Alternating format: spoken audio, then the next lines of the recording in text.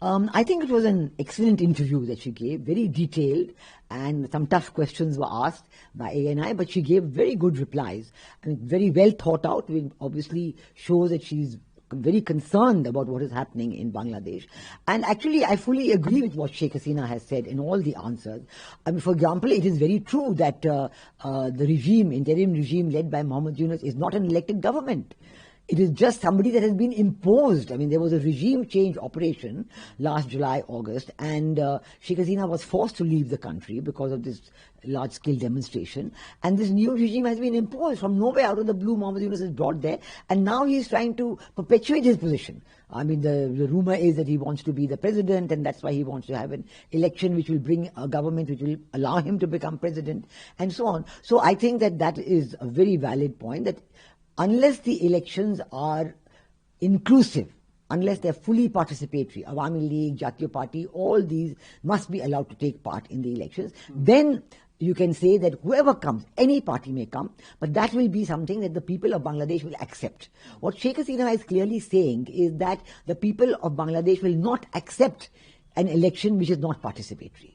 They will not accept an election which is going to take place without the participation of the Awami League, because that is not what the people of Bangladesh want. In fact, in July, August, when the regime change operation took place, one of the big reasons given by the people, Mohammed Yunus and the students, so-called student leaders, actually they are all people from Islami Chhatra Shibir, they were saying, oh, you know, we have not been able to vote, that Sheikh Hasina never held free, fair and participatory. Now they're doing exactly the same thing themselves, what they were accusing her of.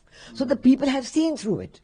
In fact, if you look at even the popularity, the opinion polls that are coming out of Bangladesh, it is very clear that even at that time at the regime change operation, maybe there was a strong anti-incumbency against Sheikh Hasina, but now that is completely vanished because people have realized that the Yunus interim regime, which has no legitimacy at all, is trying to install itself by undemocratic means.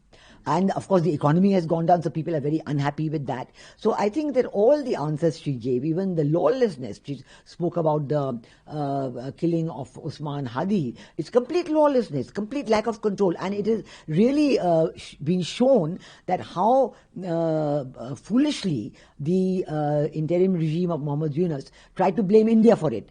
And then they called our High Commissioner and they arranged demonstrations against not only the High Commission in Dhaka, but also against the Assistant High Commission in Khulna, in Rajshahi, and then in Chittagong overnight. And now they themselves are saying, they themselves have made a statement saying that, it is known that the person who has come under suspicion as being the killer was actually seen in the last many days in the same political rally as Usman Hadi. So he was sharing a political platform with him. Obviously, it's an internal issue, and the police have said already that we have no evidence that he has gone to India.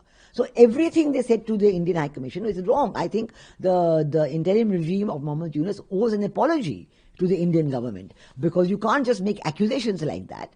And of course, we responded very sharply. We called in, the Bangladesh High Commissioner and told him this is wrong. But I think now the Bangladesh authorities, the police authorities, accepting that this person may not have gone to India, they really owe an apology to the government of India.